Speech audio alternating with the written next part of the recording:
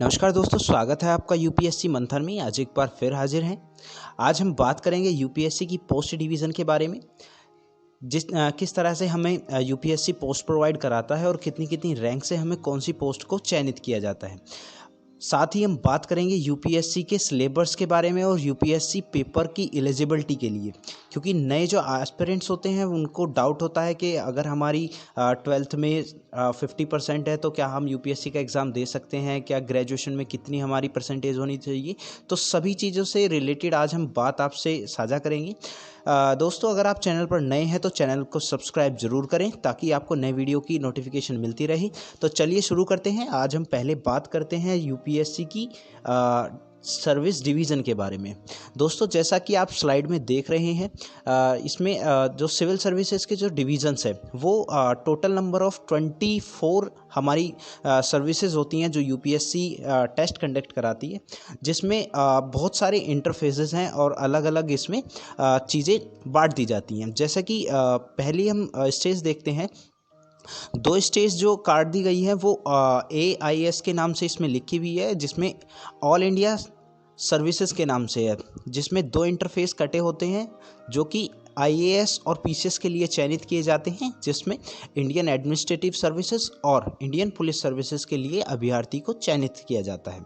दूसरा, इसमें 22 जो सर्विसेज हैं वो सेंट्रल सर्विसेज के अंडर आती है, जिसमें सेंट्रल सर्विसेज भी 2 ग्रुप्स में इनको डिवाइड करती है, जिसमें ग्रुप ए और ग्रुप बी में इनको डिवाइड करने के बाद ग्रुप ए जो है वो 17 पोस्ट को कंडक्ट करता है, जिसमें बहुत सारी सर्विसेज होती हैं। वो भी आप इसमें देख रहे हैं, वो मैं आपको धीरे धीरे स्लाइड के माध्यम से बताऊंगा।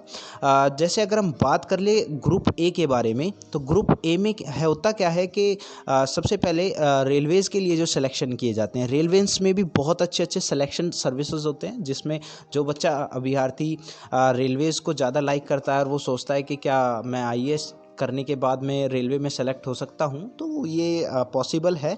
और इसमें बहुत अच्छी सर्विसेज हैं, जिसमें पहली सर्विस आती है IRTS के नाम से, जिसमें इंडियन रेलवे ट्रैफिक सर्विसेज के नाम से हम बोलते हैं। इसमें जो अभ्यर्थी का कार्य होता है वो रेलवे के सभी ट्रैफिक्स जो डिवीज़न होते हैं, जो जिसमें भी रेल का डिवीज़न होता है कि कहाँ रेल चलनी है, कहाँ पे उसका सिस्टम है, सभी चीज़ों से रिलेटेड जो काम होता है वो IRTS का होता है। इसमें एक दूसरा जो काम है वो, अगर अभ्यर्थी कॉमर्स से है और अगर वो चाहता है कि मुझे अकाउंट्स में थोड़ा सा दिलचस्पी है, तो वो अपना चयन इंडियन रेलवे अकाउंट सर्विसेज में भी करा सकता है, जिसमें हम IRAS के नाम से भी कह सकते हैं। थर्ड, इसमें एक पोस्ट आती है रेलवेज़ में ही, जो कि IRPS के नाम से है, जिसमें हम कह सकते हैं इसको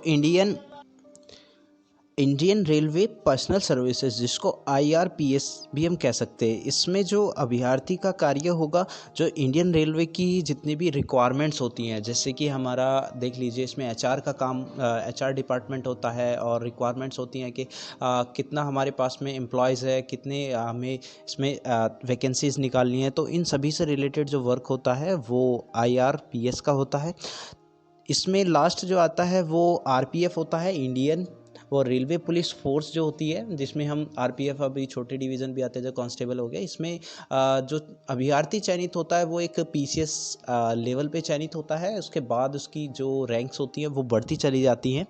तो सेकंड, इसमें देख लीजिए अकाउंट्स जो डिपार्टमेंट है उसमें भी बहुत अच्छी सर्विसेज में जाते हैं। अगर जो भी अभ्यर्थी कॉमर्स से रिलेटेड है और कॉमर्स में अकाउंट्स में अच्छा रुचि रखता है, तो वो सेंट्रल गवर्नमेंट के लिए जिसमें एक पोस्ट आती है इनकी ICAS के नाम से है, जो कि इंडियन सिविल अकाउंट सर्विसेज।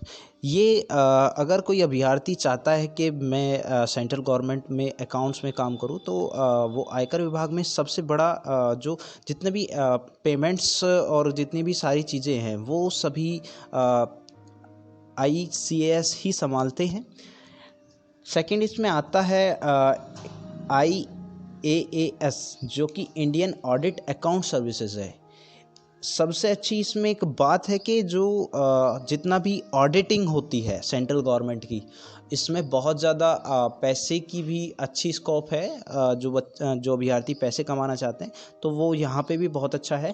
और ऑडिट में जितनी भी गवर्नमेंट के ऑडिट्स होते हैं, सेंट्रल गवर्नमेंट से स्टेट गवर्नमेंट के या किसी भी कंपनी के, वो सभी चीज़ें इंडियन ऑडिट अकाउंट डिपार्टमेंट देखते हैं। थर्ड जो आता है इसमें IDAS है। IDAS क्या है? Indian defence account services. जितना भी डिफेंस मिनिस्ट्री में जो पेमेंट सेंट्रल गवर्नमेंट से जाता है या फिर वहाँ से कुछ भी इनकी ट्रांजैक्शन वगैरह होती है इनके सभी देख रेख के लिए, वो सारी चीज़ें जो डिफेंस मिनिस्ट्री में वो यही देखते हैं। फोर्थ जो आता है इसमें है Indian post telegraph and account and finance services, जिसमें हम IPTA अकाउंट एंड फाइनेंस देखते हैं। इसमें सारी जो चीज़ें होती हैं फाइनेंस मिनिस्ट्री में होती हैं ये भी। इसमें पोस्ट जितनी भी आएंगी, हमारी जो टेलीग्राफिक सर्विस होती हैं वहाँ पे जो TV चैनल्स और इन सभी चीज़ों से रिलेटेड है, वहाँ पे इनकी सर्विसेज की रिक्वायरमेंट है। लास्ट एक सेकंड है इसमें डिफेंस सर्विसेज के लिए, जिसमें IDES जो कि इंडियन डिफेंस इकोनॉमिक सर्विसेज होती हैं। इसमें जो भी अभ्यर्थी चयनित होते हैं वो डिफेंस मिनिस्ट्री के इकोनॉमिक्स के लिए काम करते हैं। लास्ट एक पोस्ट बहुत सारी अलग, जैसे अदर्स में जो मैंने इंक्लूड किया हुआ है वो जैसे कि IIS के नाम से है, वो है इंडियन इंफॉर्मेशन एंड सर्विसेज। ये जितनी भी दूरदर्शन की जो हमारी चैनल है, भारतीय चैनल है, जैसे ऑल इंडिया रेडियो है, ये सभी चीज़ें उन पर ये चयनित काम करते हैं जो एक उच्च अधिकारी के पद पर चयनित होते हैं। दूसरा एक है ITS के नाम से। ITS क्या होते हैं? जो इंडियन ट्रेड सर्विसेज होती है, भारत से जो दूसरे देशों में हमारी जो एक्सपोर्ट और इंपोर्ट होते हैं उसको कैसे बेहतर किया जाए, उसके लिए हमें क्या अच्छे कार्य किए जाए, वहाँ पे भी ये ITS चयनित किए जाते हैं। यहाँ पे भी अभ्यर्थी का अच्छा स्कोप होता है। थर्ड एक इसमें दिया हुआ है ICLS के नाम से। जो अभ्यर्थी लॉ बैकग्राउंड से हैं या फिर लॉ में अच्छी इंटरेस्ट रखते हैं, अपनी ये सारी चीज़ें में इंटरेस्ट है इनका, तो वो इसमें भी चयनित हो सकते हैं। जैसे Indian corporate law and services में जाते हैं, ये इनका चयनित वहाँ पे होता है। इससे बाद में एक IPS होता है। ये IPS वो वाला IPS नहीं है जो कि हमारा फर्स्ट लेवल में आता है। ये इंडियन पोस्टल सर्विसेज से रिलेटेड होता है, जो कि जो हमारे डाक सेवाएं हैं जितनी भी, वहाँ पे इनका एक अच्छे रेंजर के पद पे चयनित किए जाते हैं, जो कि अपने आप में बहुत बड़ी एक पोस्ट होती है। लास्ट एक हमारी एक जो मिनिस्ट्री है, ऑर्डिनेंस फैक्ट्री मिनिस्ट्री, यहाँ पे भी जो अभ्यर्थी है चयनित किए जाते हैं, जो कि IOFS के नाम से इनकी पोस्ट होती है। इसमें भी जो हमारे अभ्यर्थी ज़्यादा वेपन्स और इन सभी चीज़ों से ज़्यादा ज्ञान रखते हैं, वो यहाँ पे चयनित हो सकते हैं। अगर हम बात कर लेते हैं ग्रुप B के बारे में, तो ग्रुप B में total number of 5 vacancies conduct होती हैं, जो कि हमारी पहली अगर हम बात कर ले वो डैनिक्स के नाम से। डैनिक्स एक्चुअली है क्या कि जो Delhi and Andaman and Nicobar islands है, उसमें सिविल सर्विसेज के जो पद होते हैं, जैसे PCS हो गया, या फिर हमारी दिल्ली के अंदर एक ADG हो गया, ये डायरेक्टर जनरल, मतलब उस रैंक तक की ये रैंक चयनित किए जाते हैं। जो बच्चा अभ्यर्थी दिल्ली में ही रहने चाहते हैं और अच्छी एक पोस्ट लेना चाहते हैं, तो उनके लिए एक दो ये पोस्ट बहुत अच्छी पोस्ट हैं, जो कि डैनिक्स और डैनिप्स होती हैं। दिल्ली अंडमान एंड निकोबार पुलिस नहीं है इसमें। जो दूसरा है IPS लेवल पे, वो हमारी जो दिल्ली पुलिस है, उसमें जो PCS और ADG रैंक तक के जो बंदे होते हैं वो यहीं से चयनित किए जाते हैं। थर्ड इसमें एक PCS आता है, जिसको हम बोलते हैं पांडिचेरी सिविल सर्विसेज। वो यहाँ पे पांडिचेरी के लिए जो चयनित किए जाते हैं अभ्यर्थी। लास्ट इसमें एक सेकंड लास्ट आता है हमारा PPS के नाम से है। ये पांडिचेरी पुलिस सर्विसेज के माध्यम से सेलेक्ट होते हैं। जो हमारे अभ्यर्थी आगे वो पांडिचेरी में पुलिस सर्विस के लिए चयन किए जाते हैं। लास्ट एक आता है AFHQ। इसको हम आर्म्ड फोर्सेस हेडक्वार्टर्स सर्विसेज बोलते हैं, जो दिल्ली हमारी डिफेंस मिनिस्ट्री है वहाँ पे इनका चयन किया जाता है। और उस चयन में जितनी भी आर्म फोर्सेस की जो मीटिंग्स होती हैं या फिर जो भी कोई भी एक मिशंस होते हैं या कोई भी एक इंटरनली ये डिफेंस मिनिस्ट्री के लिए काम करते हैं। तो होप स्टूडेंट्स आपको ये सभी चीज़ें जो हमने एक्सप्लेन की है वो अच्छी लगी होंगी। तो चलिए अब हम अपने दूसरे इंटरफेस के तरफ चलते हैं, जो कि हमारा सिविल सर्विसेज एग्ज़ाम्स के लिए जो स्टूडेंट्स हैं उनके लिए हम बात कर लेते हैं। एक्चुअली सिविल सर्विसेज का जो ड्रीम है वो सभी स्टूडेंट देखते हैं, लेकिन बहुत कम जो एस्पिरेंट होते हैं वो ही उसमें चयनित किए जाते हैं, क्योंकि जो दिल से किसी चीज़ को शिद्दत करते हैं और लास्ट तक मेहनत करते रहते हैं तो आखिरकार वो चयनित हो जाते हैं। तो चलिए बात करते हैं इसमें यूपीएससी की एलिजिबिलिटी के बारे में। सबसे पहले हम बात करेंगे एलिजिबिलिटी के बारे में। एक्चुअली इसमें दो चीज़ें मैंने स्लाइड में दिखाई हैं। जैसे पहला अगर आप देख लीजिए, एक इंटरफेस है एज लिमिट, और सेकंड जो इसमें है वो है नंबर ऑफ अटेम्प्ट्स। अगर हम बात कर ले जनरल, ओबीसी और एससी कैटेगरी, ये तीनों कैटेगरी होती हैं। तीनों कैटेगरी में जो जनरल कैटेगरी है वो 21 से लेकर 32 ईयर तक एग्ज़ाम दे सकते हैं, जिसमें जनरल कैटेगरी के लिए 9 अटैम्प्ट्स होते हैं। सेकंड जो हमारे ओबीसी कैटेगरी के स्टूडेंट्स होते हैं वो 21 से 35 ईयर तक एग्ज़ाम दे सकते हैं। इसमें नंबर ऑफ़ अटैम्प्ट्स होते हैं इनके 9। ऐसे ही एससी और एसटी के हैं। एससी में क्या है कि 21 से लेकर 37 तक की जो एज लिमिट वाले स्टूडेंट हैं वो एनी नंबर ऑफ़ अटैम्प्ट्स दे सकते हैं, इनकी कोई लिमिट नहीं है। तो एससी का होने का एक ये बहुत बड़ा एक बेनिफिट है। चलिए कोई बात नहीं, आगे बात करते हैं इसकी एजुकेशन या फिर हमें कितना इसमें ग्रेजुएशन चाहिए या फिर हमारी क्या परसेंटेज होनी चाहिए। इसमें ग्रेजुएशन ओनली आपकी 35 to 33% हो वो सभी चलेगी, कोई इसमें इशू नहीं है। लेकिन ग्रेजुएशन होना मस्ट है, चाहे आप बीए हो, बीकॉम हो, बीटेक हो या फिर कुछ भी हो, आपने बीबीए कर रखा हो, कुछ भी है, बट आपकी ग्रेजुएशन होना मस्ट है। अब अगर हम इन सभी क्राइटेरिया को पार कर लेते हैं तो इसमें सबसे पहले 2 फेजेस होते हैं। 2 फेजेस में जो प्रीलिम्स होता है, मतलब हमारी जो यूपीएससी है वो एग्ज़ाम कंडक्ट कराती है, वो प्रीलिम्स और मेंस में कराती है। तो प्रीलिम्स एक्चुअली है क्या, मैं उससे जुड़ी आपको बात बता देता हूँ। प्रीलिम्स एग्जामिनेशन ऑब्जेक्टिव टाइप होता है, जिसमें एमसीक्यू आपने बचपन में बहुत करे होंगे, उससे भी बहुत एग्ज़ाम आप दे रहे होंगे। उसमें एमसीक्यू होते हैं। एमसीक्यू जो हमारा जो पेपर है वो पूरा 400 मार्क्स का आता है। 400 मार्क्स में इसमें जो फर्स्ट पेपर होता है वो जनरल स्टडीज़ का होता है, जिसमें 100 क्वेश्चंस होते हैं, 200 मार्क्स का आता है। इसमें जो सभी जो आपके सिलेबस है वो मैं एक दूसरी वीडियो लेके आऊँगा, उसमें आपको ज़रूर बताऊँगा क्या क्या सिलेबस क्राइटेरिया आते हैं। लेकिन जनरल स्टडीज़ से रिलेटेड सभी चीज़ें इसमें होती हैं।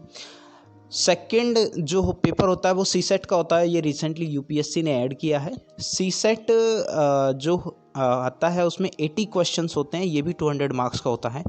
लेकिन इसमें होता क्या है कि 33 जो हमारे क्वालिफाइंग मार्क्स आते हैं, इसमें जो हमारी वैल्यू है सीसेट के नंबर की फर्स्ट पेपर की जो ऐड नहीं होती है, जिसको जो हमारी मेरिट जो बेस बनेगा, जो क्वालिफाइंग मेरिट जो बनती है वो ओनली फर्स्ट पेपर की परफॉर्मेंस पे ही बनेगी। इसमें सेकंड पेपर की कोई परफॉर्मेंस नहीं होगी। ये सबसे बड़ी जो चीज़ लेके आई है यूपीएससी रिसेंटली, बहुत अच्छी इंप्रूवमेंट है इसमें। और प्रीलिम्स क्वालिफाई करने के पश्चात मेंस में जो स्टूडेंट चयनित होते हैं वो मेंस में जितनी वैकेंसी होती हैं उसके लगभग 4 गुना जो स्टूडेंट होते हैं वो मेंस में चयनित किए जाते हैं। अब अगर हम मेंस की बात कर ले, मेंस जो 1750 नंबर का मेंस होता है, इसमें होता क्या क्या है, इसमें मैंने एक छोटी सी एक वो भी बनाई है, इंडेक्स देख सकते हैं। जो हमारी कंपलसरी सब्जेक्ट है वो क्या है, वो इंग्लिश है जो 300 मार्क्स का आता है, और एक पेपर जो होगा वो इंडियन लैंग्वेज के ऊपर डिपेंड होगा। इंडियन लैंग्वेज आप कोई सी भी ले सकते हैं ऐप, जो यूपीएससी ने अपनी तरफ से दिया हुआ है। दूसरा जो होगा पेपर वो जीएस फर्स्ट, जो जनरल स्टडीज़ है वो 250 नंबर का होगा। GS first, second, third and fourth 4 paper होंगे, इसमें जीएस से रिलेटेड होंगे, सभी अलग अलग इंटरफेसेस होंगे। तभी हमारी जो टीम है वो ज़्यादातर general issues, general current affairs इस पे ज़्यादा काम करती है, जिससे कि अभ्यर्थी को फर्स्ट और second paper, third paper, fourth paper में बहुत ज़्यादा हेल्प मिले।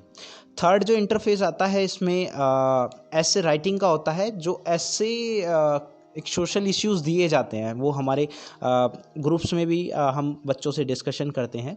जो ऐसे राइटिंग होती है वो 250 नंबर की होती है। इसमें मतलब आपकी एक एबिलिटी होती है कि आप वो सोशल इश्यूज़ पे कितना अच्छा लिख पाते हैं। फोर्थ जो इंटरफेस है वो ऑप्शनल होता है सब्जेक्ट, जो आप मेंस में तैयार करते हो। अगर आप ग्रेजुएशन में या फिर आपने कोई भी एक हिस्ट्री है, सोशलॉजी है, पॉलिटिकल है, कुछ भी आप सब्जेक्ट इसमें चॉइस कर सकते हैं। अपनी चॉइस के अनुसार ही आप इसमें पेपर देंगे। जैसे फर्स्ट और सेकंड 2 पेपर किए जाएंगे, जो कि 250 नंबर के होंगे, टोटल नंबर ऑफ 500 होंगे। अगर आप इस पेपर को क्वालिफाई कर लेते हैं, क्वालिफाई यानी कि ये आपके डिपेंड करता है अच्छे से। अगर आप पेपर करते हो तो इसमें अगर रैंक अच्छी बनाओ तो आपके आईएएस और आईपीएस में सिलेक्शन होने के अच्छे चांसेस होते हैं। इसमें क्वालिफाई होने के बाद में आप जाते हो इंटरव्यू के लिए। इंटरव्यू जो हमारा होता है 275 मार्क्स का होता है। और इंटरव्यू एक ऐसी चीज़ है यूपीएससी की, जिसमें बच्चा कितनी भी प्रिपरेशन कर ले वो सभी ब्लैंक हो जाता है वहाँ जाके। तो अपने ऊपर एक कॉन्फिडेंस होना चाहिए और अपनी एबिलिटी को आपको पता होना चाहिए कि मेरे अंदर कितनी एबिलिटी है, मैं इसे क्रैक कर सकता हूँ।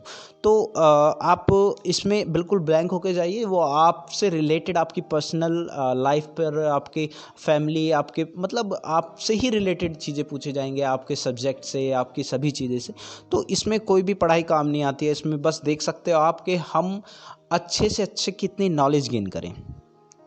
तो होप स्टूडेंट्स आपको ये वीडियो बहुत अच्छी लगी होगी, और आशा करते हैं आप जैसे तैयारी कर रहे हैं, हमसे जुड़े हुए हैं, तो आपको हम और भी अच्छी इसी तरह की वीडियोस आपको देते रहें। और सोशल इश्यूज़ तो हम आपसे डेली डिस्कशन करते ही हैं। और अगर किसी भी अभ्यर्थी को हमारे साथ जुड़ना हो हमारे व्हाट्सएप ग्रुप से, तो लिंक हमारा डिस्क्रिप्शन में नीचे दिया हुआ है, तो आप वहाँ पर भी जाके हमारे व्हाट्सएप ग्रुप को कर सकते हैं। और अगर आपने चैनल को सब्सक्राइब नहीं किया है तो प्लीज़ चैनल को सब्सक्राइब कीजिए, जिससे आपको नई वीडियो मिलती रहे। Thank you for watching.